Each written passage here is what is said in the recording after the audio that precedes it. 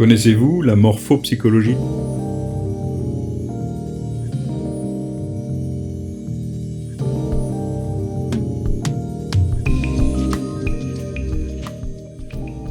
Son histoire remonte à l'Antiquité, et précisément avec Pythagore, 520 ans avant Jésus-Christ. Pythagore est un mathématicien, géomètre et philosophe grec. Il constate une corrélation entre l'apparence physique et le comportement. Ainsi, pour être admis dans son école, chacun de ses élèves est préalablement observé selon ses traits du visage, ses gestes et ses comportements.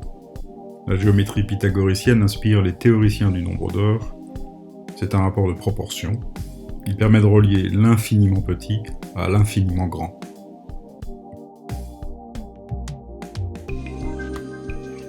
Pindare, 470 ans avant Jésus-Christ, un poète grec, glorifie les dieux à la demande de la Pythie, la prêtresse du temple de Delphes.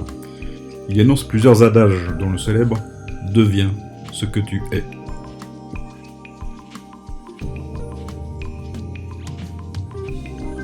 Hippocrate, 400 ans avant Jésus-Christ, médecin grec, descendant d'Esculape, il divise l'humain en gras et en maigre. Il élabore simultanément la théorie des 4 humeurs selon une combinaison des 4 éléments, eau, feu, air, terre, et des 4 qualités physiques, froid, chaud, sec, humide.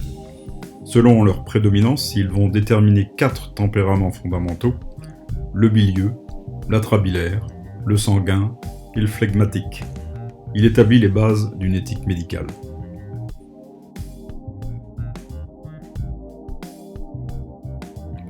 Zopyre, 399 ans avant Jésus-Christ.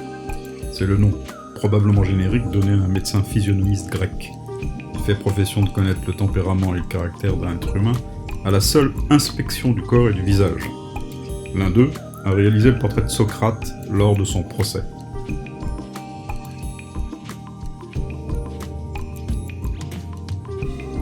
Platon, 387 ans avant Jésus-Christ.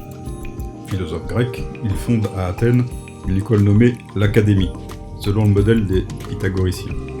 Sur le fronton de l'Académie est gravée, d'après la légende, la devise « Que nul n'entre ici s'il n'est géomètre ».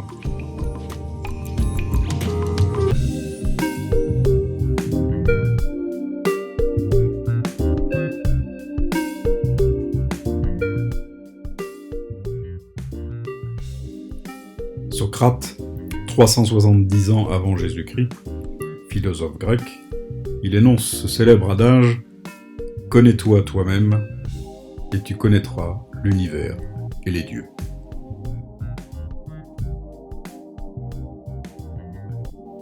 Aristote, 339 ans avant Jésus-Christ, philosophe grec, il crée une école nommée le lycée. Il divise l'humain en 2 groupes selon 2 tempéraments, l'extatique et l'émantique. Le terme physiognomonie apparaît dans le titre de l'un de ses ouvrages.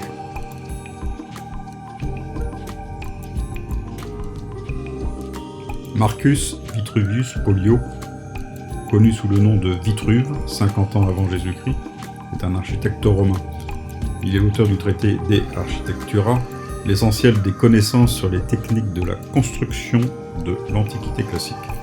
L'architecture est une imitation de la nature ainsi qu'une compréhension des proportions du corps humain. La définition de l'homme vitruvien sera réactualisée par Francesco di Giorgio Martini en 1482, puis par Agrippa de Nettesheim vers 1526, puis enfin Léonard de Vinci en 1570.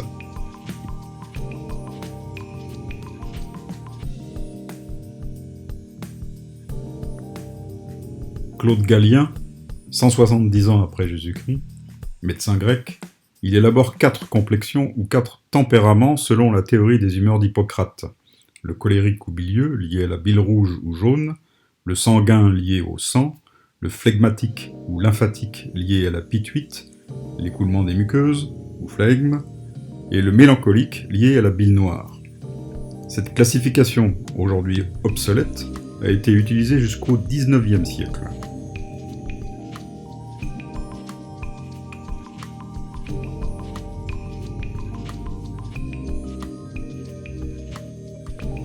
Au Moyen-Âge, Villard de Honnecourt, vers 1230, un architecte français, réalise des études géométriques sur la personne humaine.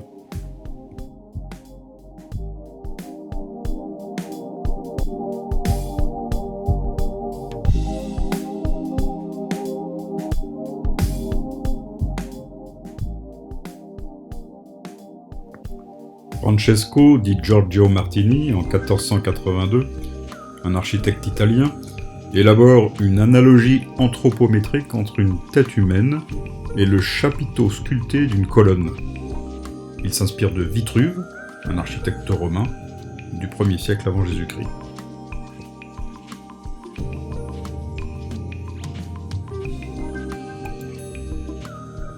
Giacomo Andrea de Ferrara, en 1490, un architecte italien, auteur d'un texte sur Vitruve, s'en inspire pour dessiner un homme au centre d'un cercle dont le centre psychique passe par le nombril et un carré dont le centre physique passe par les organes génitaux.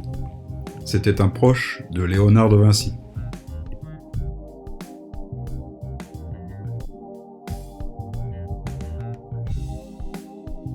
Henri Corneille Agrippa de Nettesheim, vers 1509, dit Cornelius Agrippa ou Heinrich Cornelius Agrippa, ou encore Agrippa de Nettesheim, est un humaniste allemand. Il fut savant occultiste, philosophe, théologien, médecin, alchimiste et kabbaliste chrétien.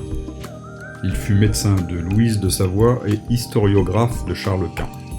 Il fut emprisonné pour magie.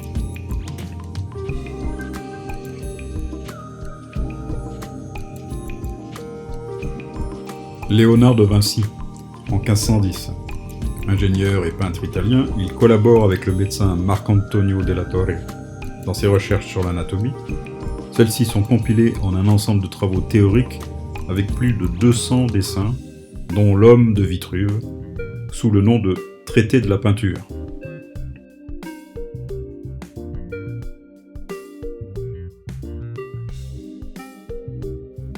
Albrecht Dürer, vers 1525, peintre et graveur allemand, écrit plusieurs livres parmi lesquels le Traité des proportions du corps humain, publié en 1525. Il s'intéresse par ailleurs à la géométrie descriptive, à l'origine de la morphométrie, nécessaire à la représentation des corps dans l'espace.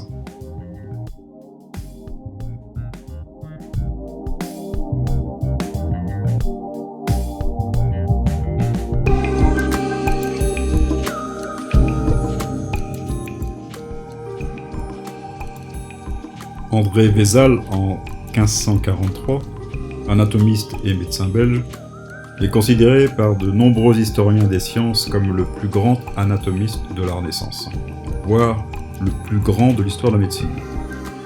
Il est connu pour son livre De Humani Corporis Fabrica.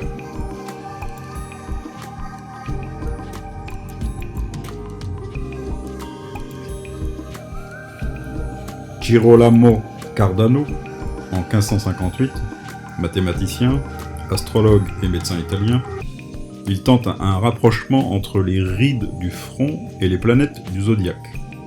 Cette étude du front se nomme métoposcopie.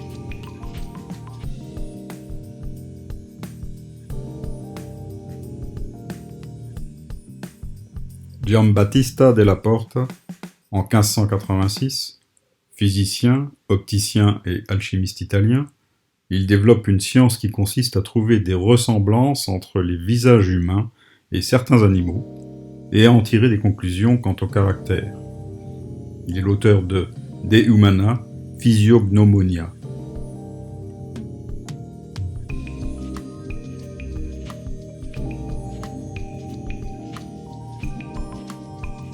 Filippo Bruno, dit Giordano Bruno, en 1591, philosophe italien, il est pionnier en astronomie, en physique ou en philosophie.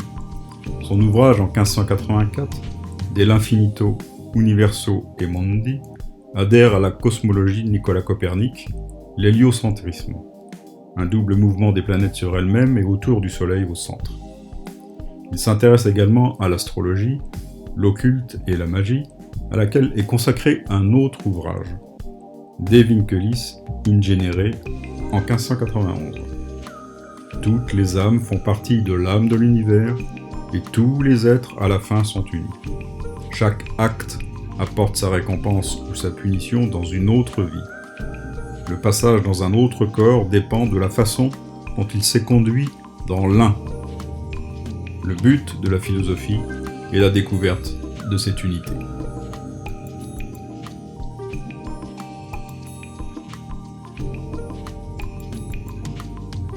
Au XVIIe siècle, Robert Fludd, en 1617, médecin anglais, physicien paracelsien, astrologue et mystique, porte ses connaissances sur l'ensemble des sciences humaines.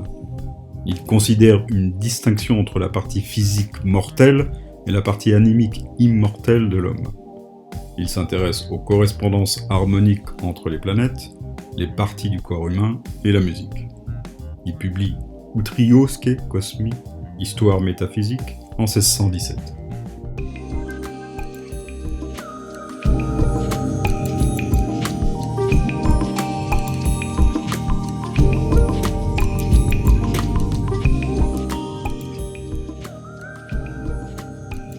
René Descartes, en 1649, mathématicien, physicien et philosophe français, publie un traité des passions de l'âme, ou les passions de l'âme. Il traite le problème de l'interaction corps-esprit et propose dans cet ouvrage des théories sur les esprits animaux et le rôle, selon lui, central de la glande pinéale ou épiphyse, établissant un lien entre les émotions humaines et la chimie du corps.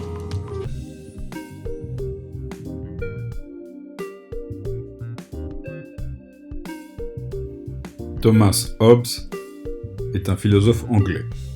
Il publie Léviathan en 1651 et Décorporé en 1655. La vie se définit en termes de mouvement, le mouvement viral, la circulation du sang, et le mouvement animal, le déplacement. Il affirme que l'âme n'est pas une substance séparée du corps.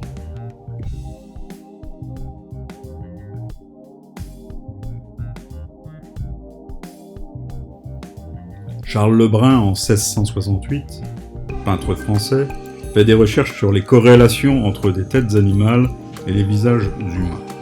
Sa conférence sur l'expression des passions, l'étude des passions est la source étymologique du mot pathologie, est illustrée de 23 portraits dessinés et constitue une des premières bases artistiques et pédagogiques pour l'étude des émotions.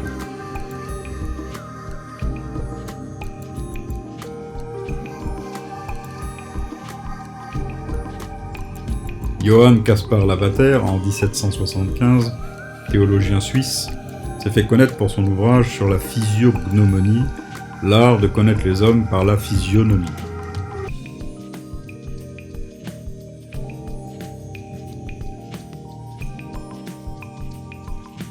Johann Wolfgang Goethe, romancier, dramaturge, poète, théoricien de l'art et homme d'État allemand. Le terme morphologie est apparu la première fois en 1790 dans son ouvrage « La métamorphose des plantes ».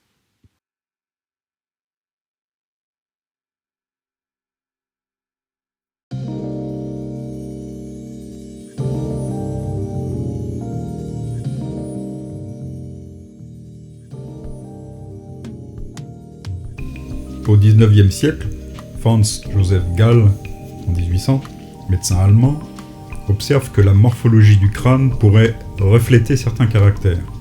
Cette étude est nommée la cranioscopie.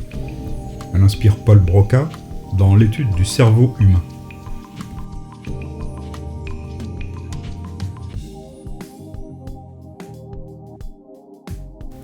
Ernst Chladni, en 1802, physicien allemand, publie un traité d'acoustique.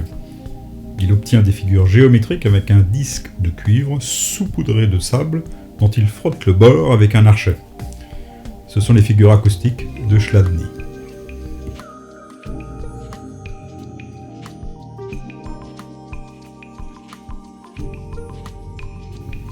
Johann Gaspar Spurzheim, en 1820, physicien allemand et élève de Franz Joseph Gall, remanie les recherches de son prédécesseur et les nomme la phrénologie.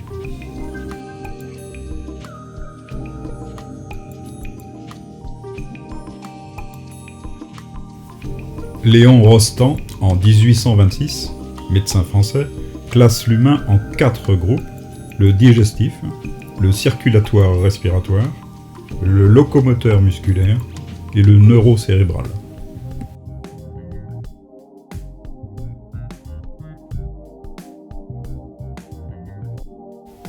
Gregor Mendel, moine catholique et botaniste autrichien, définit en 1865 les premières lois de la génétique.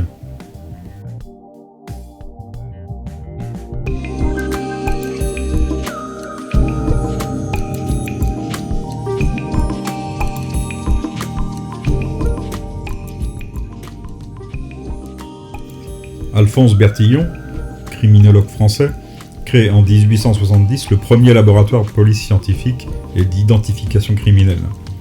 Il invente l'anthropométrie judiciaire, appelée aussi système Bertillon. Celui-ci, rapidement adopté dans toute l'Europe et aux États-Unis, n'est officiellement plus utilisé depuis les années 1970.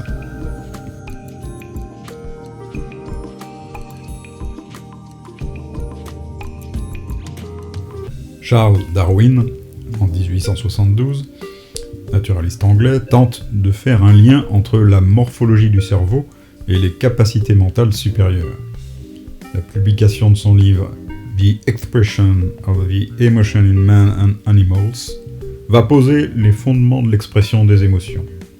Il les décrit comme innées, universelles et communicatives.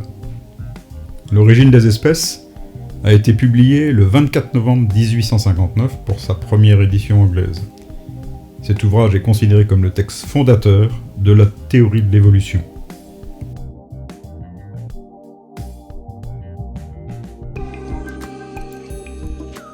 Théodule Ribot, philosophe et psychologue français, est un des fondateurs en 1892 de la psychologie scientifique française. Il classe l'humain en 4 groupes: l'amorphe, l'actif, l'instable et le sensitif.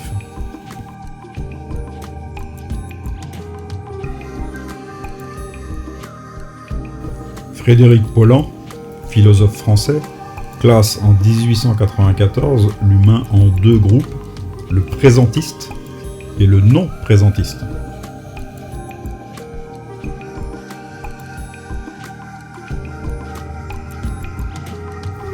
Paulin Malapert, médecin français, classe en 1897 l'humain en 4 groupes: l'aphatique, l'actif, le volontaire et l'intellectuel.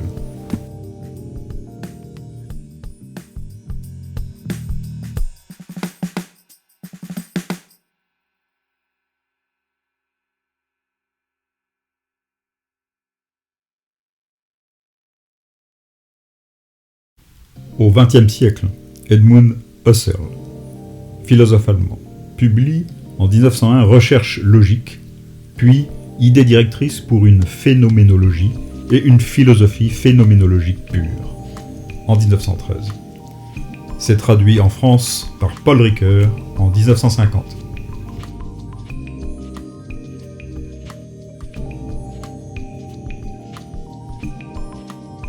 Sigmund Freud, médecin autrichien. Il est le premier théoricien de la psychanalyse. Le terme psychoanalyse apparaît pour la première fois en 1896. Il élabore vers 1904 les concepts d'inconscient, de névrose, de transfert et propose une technique de thérapie, la cure psychanalytique.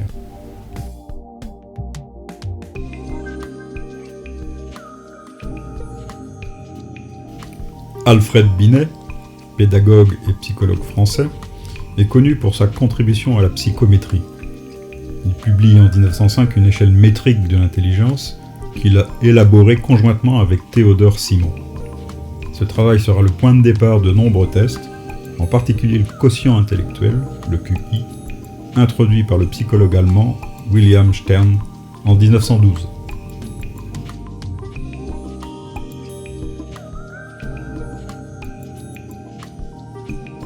Paul Richer, médecin neurologue, anatomiste français, publie en 1895 un traité de physiologie artistique de l'homme en mouvement, dont les planches anatomiques présentent les rapports proportionnels du corps humain.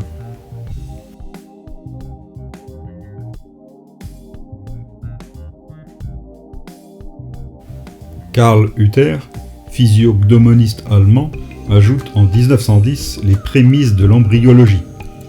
3 typologies en découlent, le type triangulaire, arrondi et rectangulaire.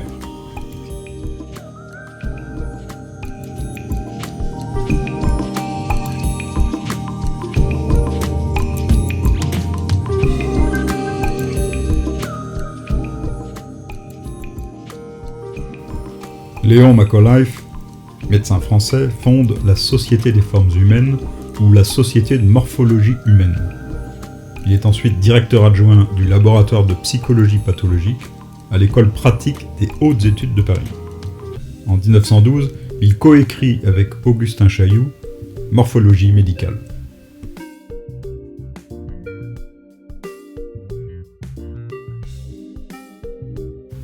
Claude Sigaud, médecin gastro-entérologue français, élabore en 1914 une loi de dilatation et de rétraction du vivant.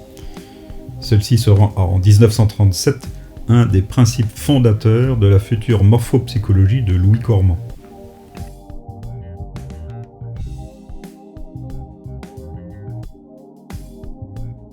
Darcy Wentworth Thompson, biologiste et mathématicien écossais, est l'auteur en 1917 de On Growth and Form, traduit en français sous le titre Forme et croissance, qui fit de lui le premier biomathématicien.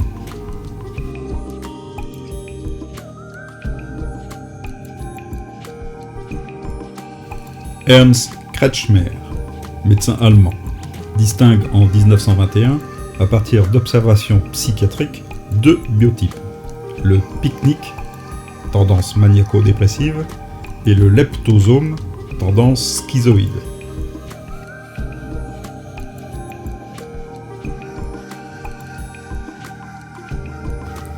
Carl Gustav Jung, psychiatre suisse, élabore en 1921 la théorie des types psychologiques. Elle s'appuie sur 4 fonctions: sensation, pensée ou réflexion, sentiment et intuition, combinées à 2 orientations, l'extraversion et l'introversion.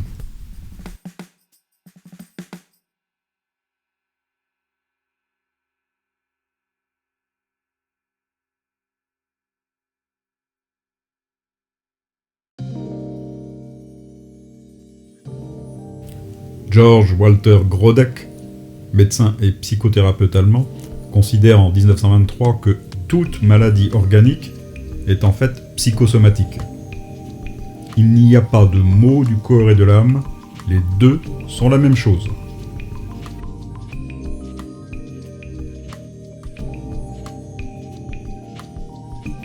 Marcel Mauss, philosophe français, est considéré comme le père de l'anthropologie française. Son postulat, en 1925, appréhendait l'être humain dans sa réalité concrète, physiologique, psychologique et sociologique.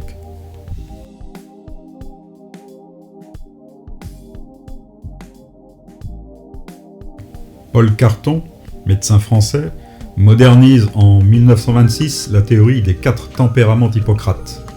Son ouvrage, Diagnostic et conduite des tempéraments, inspire Louis Cormand.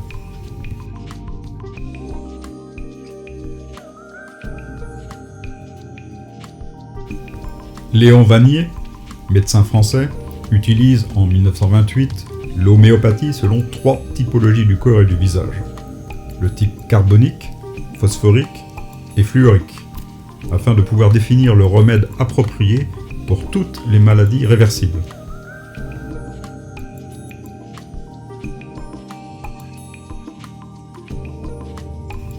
Pierre Abraham, médecin français, étudie en 1929 la dissymétrie du visage.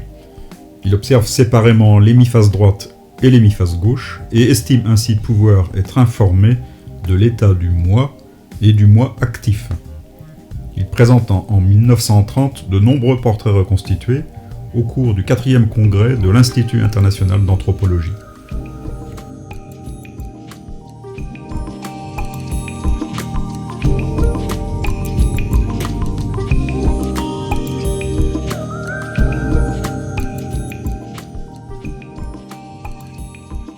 Wilhelm Reich, médecin psychiatre, psychanalyste austro-hongrois, publie en 1933 l'analyse caractérielle.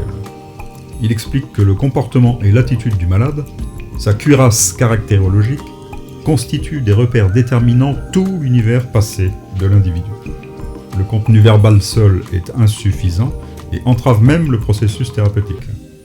Le style d'un individu, sa façon de marcher, de s'asseoir, de parler, sa poignée de main, ou ses gestes en général, sont autant d'indices à prendre en compte.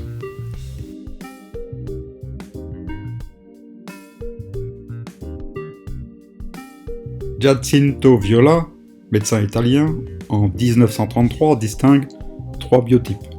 Les normoplanchniques, proportion normale entre thorax et abdomen, les mégaloplanchniques ou brachytypes, thorax moins développé que l'abdomen, les microplanchniques ou longitypes, thorax plus développé que l'abdomen.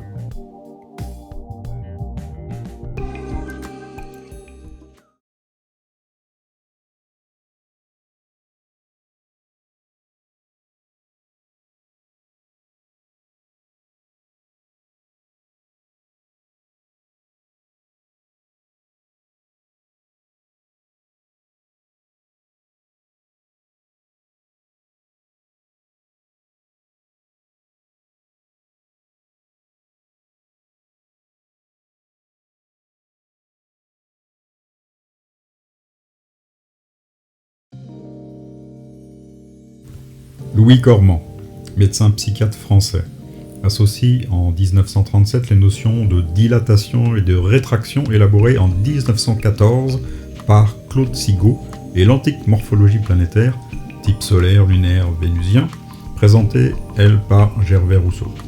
Le terme morphopsychologie apparaît dans son ouvrage 15 leçons de morphopsychologie.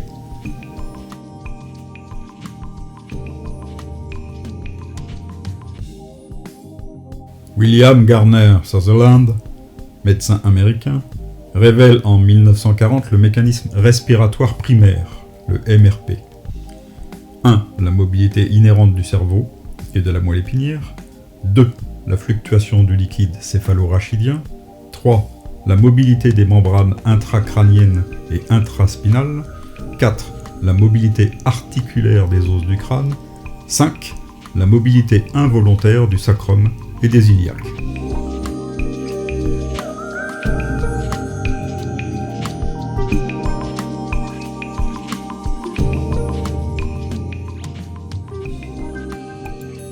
Conrad Hall Waddington, biologiste anglais, s'intéresse en 1940 au fondement des systèmes biologiques et au rôle de l'épigénèse dans l'évolution des espèces.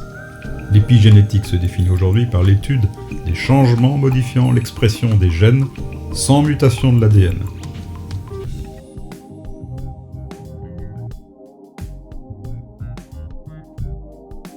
Carl Rogers, psychologue humaniste américain.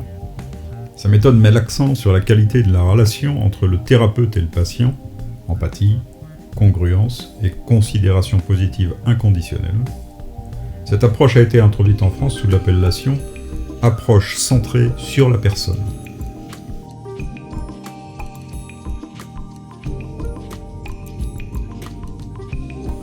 Marcel Martini, médecin français, se réfère en 1945 au développement embryo-fœtal pour décrire 4 biotypes, l'antoblastique, le mésoblastique, l'ectoblastique et le chordoblastique.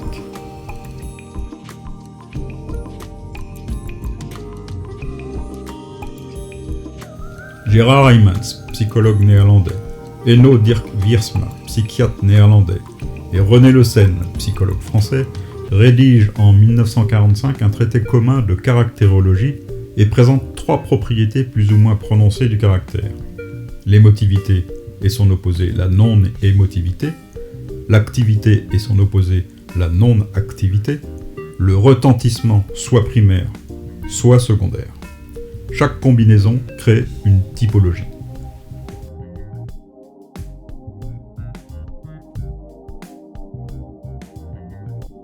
Maurice Merleau-Ponty, philosophe français, publie en 1945 « Phénoménologie de la perception ». Il est connu pour avoir mis le corps au centre de sa pensée.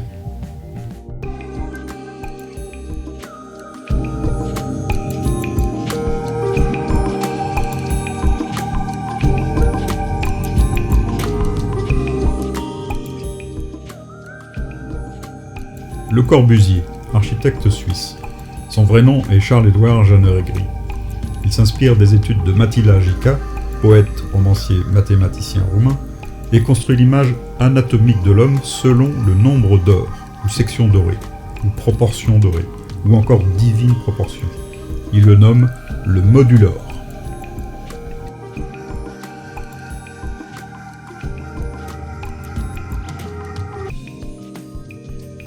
Roger Hermiane, médecin français. Son vrai nom est René Roger. Il étudie en 1949 le jeu baptisé prosopologie des muscles possiers du corps et du visage.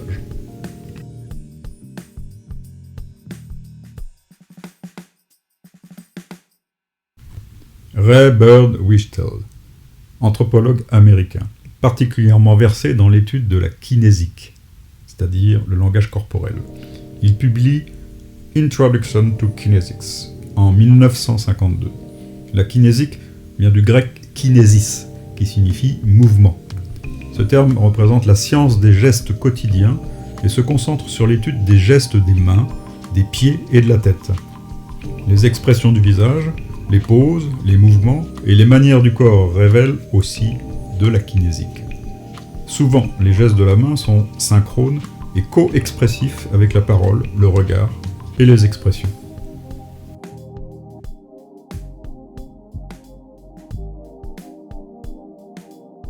William Herbert Sheldon, médecin psychologue américain, classe en 1954 le genre humain en 3 types, selon 3 feuillets embryonnaires: l'endoderme, le mésoderme et l'ectoderme. L'endomorphe, viscérotonique, le mésomorphe, somatotonique, et l'ectomorphe, cérébrotonique.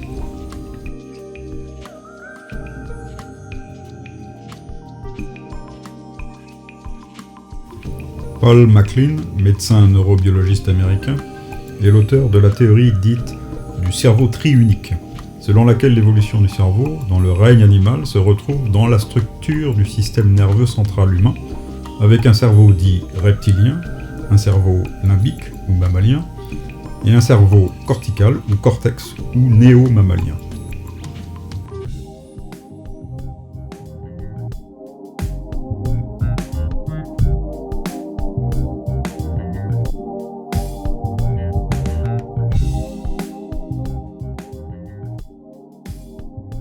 Desmond Morris, zoologiste anglais, se fait connaître en éthologie et en sociobiologie humaine par son ouvrage « Le singe nu » paru en 1967 et « Le langage des gestes » en 1994.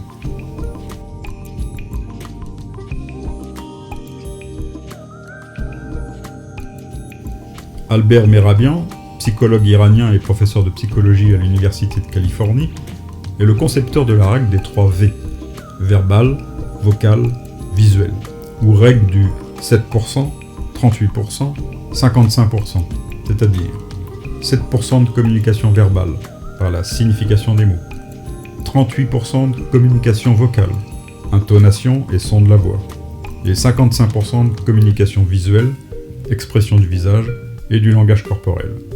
Il publie Silent Messages en 1971.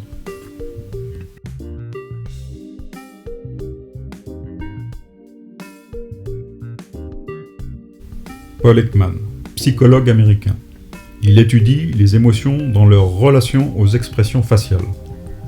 C'est une théorie fondée sur la détection des micro-expressions élaborée à partir d'études sur les sociétés primitives et leurs réactions universelles à diverses photographies. Il dénombre 6 émotions primaires universelles: la peur, la joie, la tristesse, la colère, le dégoût, la surprise. Il ajoute une septième, le mépris.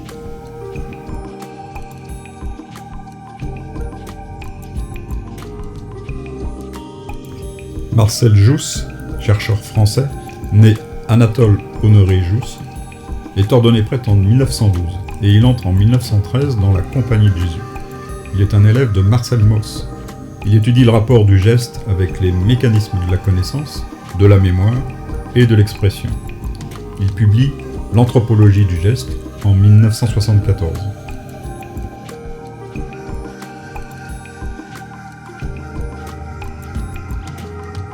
Jean Orsatelli, médecin dentiste français, fait une observation expérimentale durant 25 années et met en évidence le caractère réflexogène de l'organe dentaire pathologique et du tissu gingival sous-jacent, ainsi que ses possibilités thérapeutiques. Il donne maints exemples de ces liaisons fonctionnelles odontosomatiques dont le caractère systématique constitue une somatotopie dentaire. Il publie une thèse de l'identification de groupes réactionnels interdentaires et de quelques applications en thérapeutique médicale.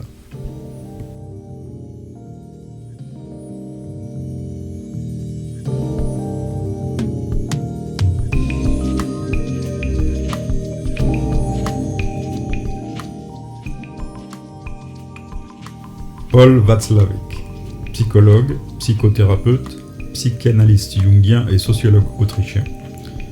Membre fondateur de l'école de Palo Alto, ses travaux ont porté sur la thérapie familiale et la psychothérapie générale.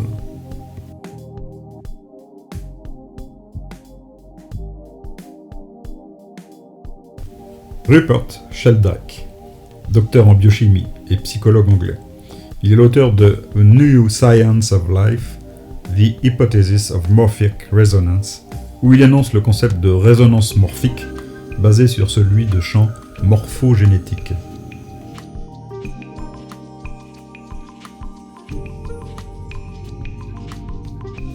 Roger Sperry, neurophysiologiste américain. Ses travaux sur les connexions entre les hémisphères cérébraux lui ont valu un prix Lasker en 1979 et le prix Nobel de physiologie ou médecine en 1981. Ce dernier est partagé avec Thorsten Weisen et David Hunter Hubel.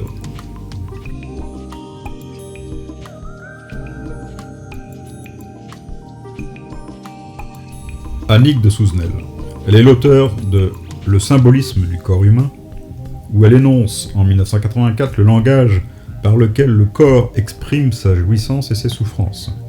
Elle décrypte les formes selon ce que nous disent les grands mythes de l'humanité sur la nature et la fonction subtile de chacun des organes.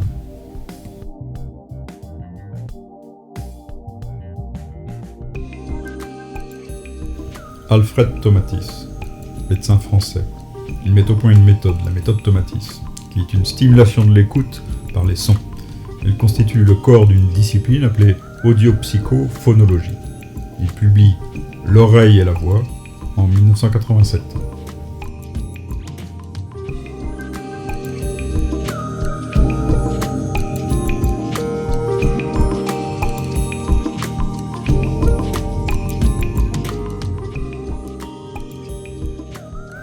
Michel Caffin, médecin dentiste française.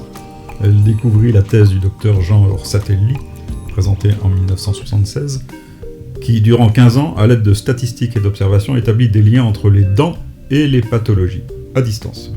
Elle publie « Quand les dents se mettent à parler » en 1994.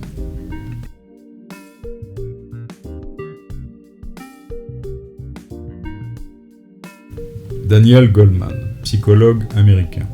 Il publie en 1995 l'ouvrage « L'intelligence émotionnelle ».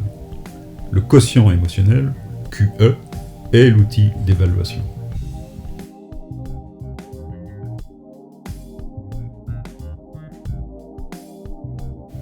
Antonio Damasio, médecin neuroscientifique portugais. Ses travaux portent en 1995 sur l'étude des bases neuronales de la cognition et du comportement, notamment la mise en évidence des activations des trajets corticaux et sous-corticaux dans la reconnaissance des visages et des objets et l'identification des sites neuronaux impliqués dans le processus des émotions.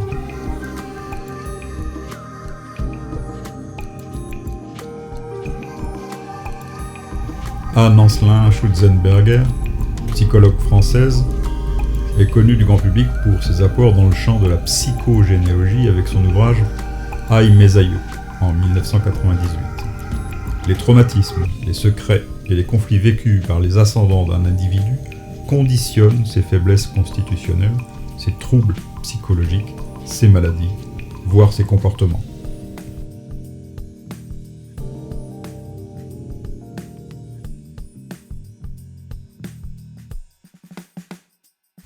Boris Cyrulnik, neuropsychiatre français.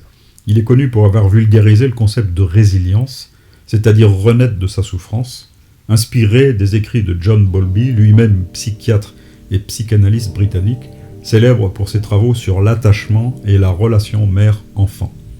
Boris Cyrulnik publie en 2012 avec Gérard Jorland Résilience, connaissance de base.